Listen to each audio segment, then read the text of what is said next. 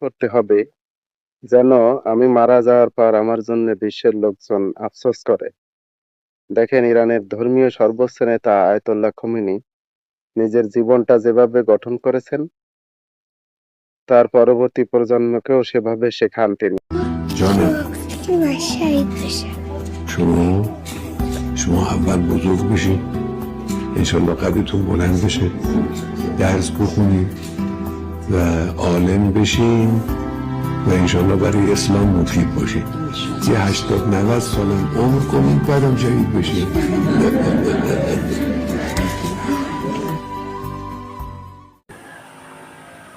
আর দেখেন, ইসরায়েলের প্রেসিডেন্ট মারা যাওয়ার পর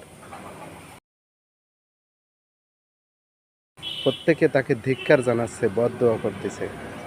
আর ইরানের ধর্মীয় নেতা মারা যাওয়ার পর বিশ্বের সমস্ত লোক তাকে নিয়ে কান্নাকাটি করছে, দোয়া করছে। আসুন আমরা এমন জীবন গঠন করি।